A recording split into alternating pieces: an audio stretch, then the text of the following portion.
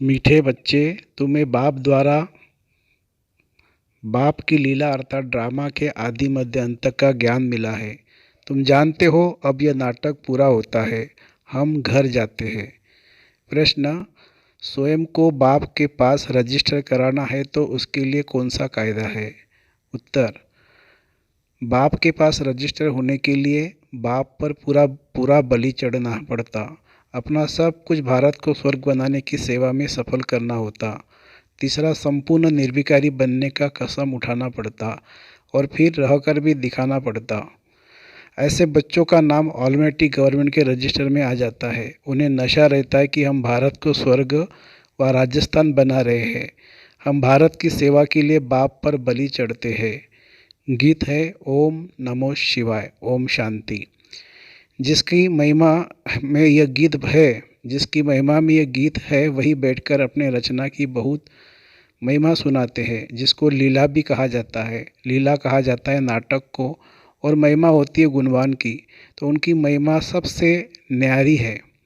मनुष्य तो जानते नहीं है, बच्चे जानते हैं कि उस परमपिता परमात्मा का ही इतना गायन है, जिसकी शिव जयंती भी अब नज़दीक है। शिव जयंती के लिए यह गीत भी अच्छा है। तुम बच्चे उसकी लीला को और उनकी महिमा को जानते हो।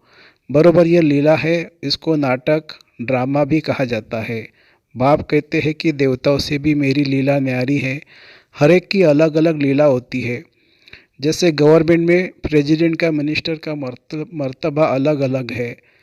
अगर परमात्मा सर्वव्यापी होता तो सबकी एक जैसी होती है। अगर परमात्मा सर्वव्यापी होता तो सबकी एक होती। सर्वव्यापी कहने से ही भूखे मर है।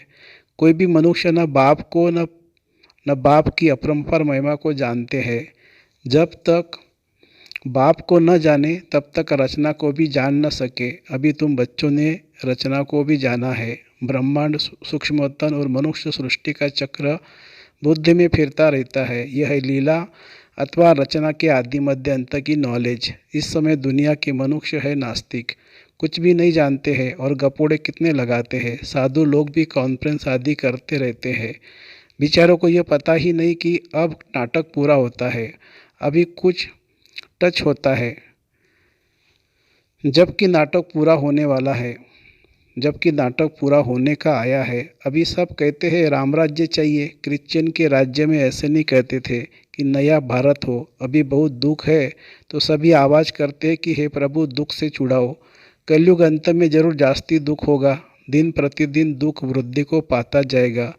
वह समझते हैं सभी अपना अपना राज्य करने लग पड़ेंगे, परंतु यह विनाश तो होना ही है, यह कोई नहीं जानते। तुम बच्चों को कितना खुशी में रहना चाहिए।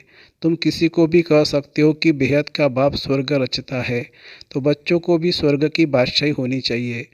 भारतवासी खास इसीलिए याद करते हैं, भक्ति करते हैं, भगवान से मिलने चाहते हैं। श्री कृष्णपुरी में जाने चाहते हैं, जिसको ही स्वर्ग कहते हैं।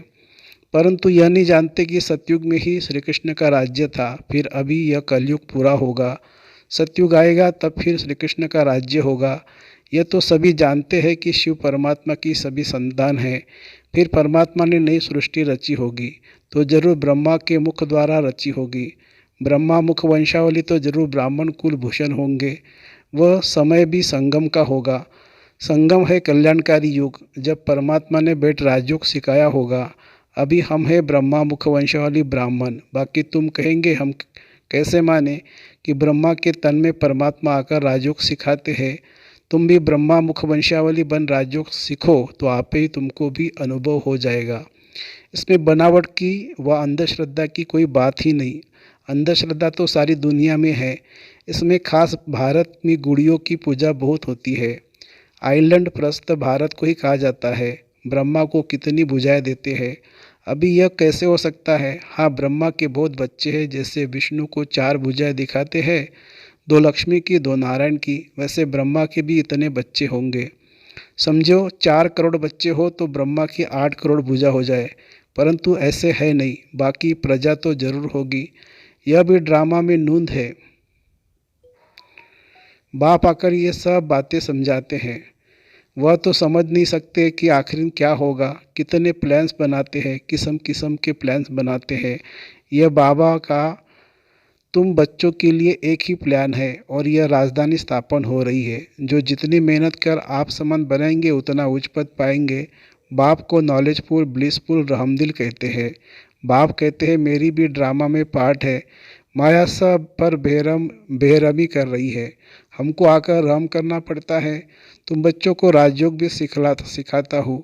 सृष्टि चक्र का राज भी समझाता हूँ। नॉलेजफुल को ज्ञान का सागर कहा जाता है। तुम बच्चे जानते हो किसी को समझा भी सकते हो। या अंधश्रद्धा की तो कोई बात ही नहीं है। हम निराकार परमपिता परमात्मा को मानते हैं। पहले पहले उनकी महिमा करनी चाहिए। वह आकर राजयोग द्वारा स्वर्ग रचते हैं। फिर स्वर्गवासियों की महिमा करनी चाहिए। भारत स्वर्ग था तो सभी सर्वगुण संपन्न 16 कला संपूर्ण थे। 5000 वर्ष की बात है तो परमात्मा की महिमा सबसे न्यारी है। फिर है देवताओं की महिमा। इसमें अंधश्रद्धा की कोई बात नहीं है। यहाँ तो सब बच्चे हैं, फॉलोअर्स नहीं है। यह तो फैमिली है। हम ईश्वर की फैमिली है। असल में तो हम सब आत्माएं परमपिता परमात्मा के बच्चे हैं। तो फैमिली हुई ना। वो निराकार फिर साकार में आते हैं। इस समय यह वंडरफुल फैमिली है। इसमें संशय की बात ही नहीं है। शिव की भी सभी संतान है। प्रजापिता ब्रह्मा की भी संतान गाए हुए हैं। हम ब्रह्मा कुमार कुमारियाँ है। नई सृष्टि की स्थापना हो रही है। पुरानी सृष्टि सामने है। पहले तो बाप की पहचान देनी है। ब्रह्मावंशी बनने बिगर बाप का वर्षा मिल न सके। ब्रह्मा के पास यह ज्ञान नहीं है। ज्ञान सागर शिव बाबा है। उनसे ही हम वर्षा पाते हैं। हम है मुख वंशावली। सभी राजयोग सीख रहे हैं।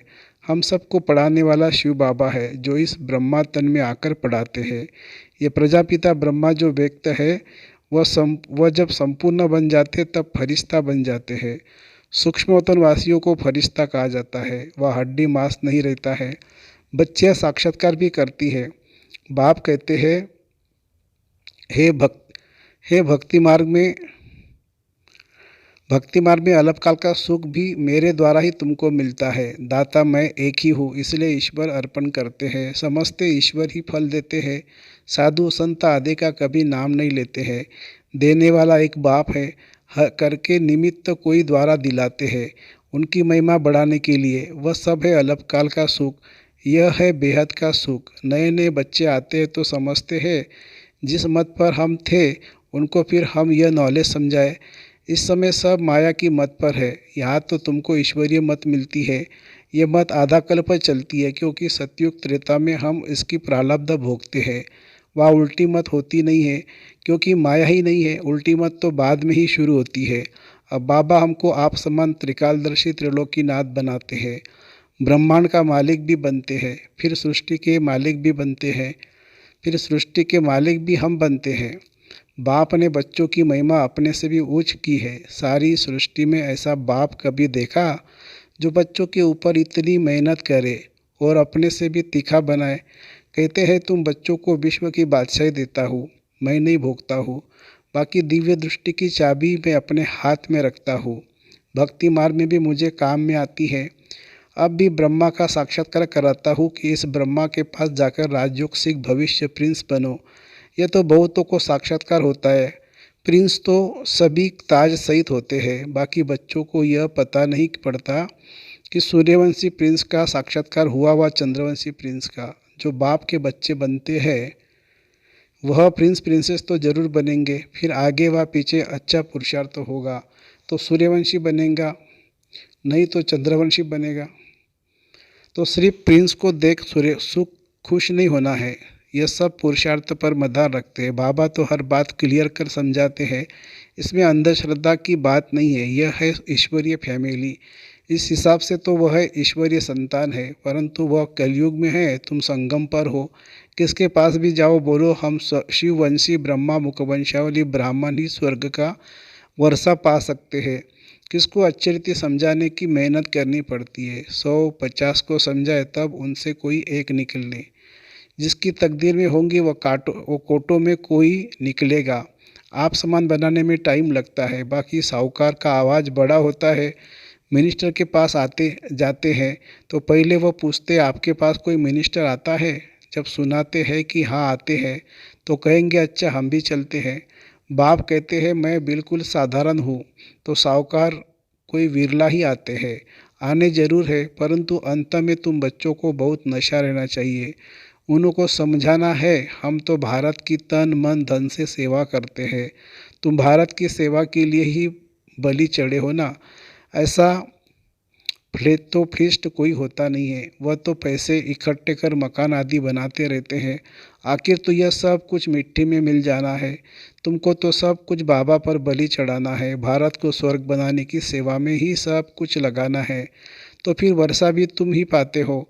तुमको नशा चढ़ा हुआ है। हम ऑलमाइटी अथॉरिटी के बच्चे हैं। हम उनके पास रजिस्टर हो गए। बाबा पास रजिस्टर होने में बहुत मेहनत लगती है। जब संपूर्ण निर्विकारी पने का कसम उठावे और रहकर भी दिखावे, तब बाबा उसे रजिस्टर करते हैं। बच्चों को बहुत नशा रहना चाहिए कि हम भारत को व स्वर्ग व राजस्थान बना रहे हैं, तब उस पर राज्य करेंगे। अच्छा, मीठे मीठे सिखिलदे बच्चों प्रति माता पिता बाप दादा का याद प्यार और गुड मॉर्निंग। रूहानी बाप की रूहानी बच्चों को नमस्ते। हम रूहानी बच्चों की रूहानी माता पिता बाप दादा को याद प्यार, गुड मॉर्निंग और नमस्ते बाबा नमस्ते। धारणा के लिए मुख्य सार। हम ईश्वरीय संतान, एक ईश्वर की फैमिली है। हमें अभी ईश्वरीय मत मिल रही है, इसी रूहानी नशे में रहना है, उल्टी मतों पर नहीं चलना है। दूसरा, भारत की सेवा के लिए ब्रह्मा बाप के समान पूरा पूरा बलि चढ़ना है। तन मन धन भारत को स्वर्ग बनाने में सफल करना है। पूरा पूरा फिलैंथ्रोपिस्ट माने दानी बनना है। वरदान, परमात्मा प्यार की छत्र छाया में सदा सेफ रहने वाले, दुखों की लहरों से मुक्त भवो। जैसे कमल पुष्प कीचड़ पानी में होते भी न्यारा रहता है और जितना न्यारा उतना सबका प्यारा है, ऐसे आप बच्चे दुख के संसार से न्यारे और बाप के प्यारे हो गए। ये परमात्मा प्यार छत्र छाया बन जाता है और जिसके ऊपर परमात्मा छत्र छाया है उसका कोई कोई क्या कर सकता है। इसलिए फकूर में रहो कि हम परमात्मा छत्र छाया में रहने वाले हैं। दुख की लहर हमें स्पर्श भी नहीं कर सकती। स्लोगन है, जो अपने श्रेष्ठ चरित्र द्वारा बाप दादा तथा ब्राह्मण कुल का नाम रोशन करते हैं वही कुल दीपक है। जो अपने श्रेष्ठ चरित्र द्वारा बाप दादा तथा ब्राह्मण कुल का नाम रोशन करते हैं वही कुल दीपक है। अच्छा, ओम शांति शांति शांति। शुक्रिया बाबा, शुक्रिया। Thank you Baba, thank you.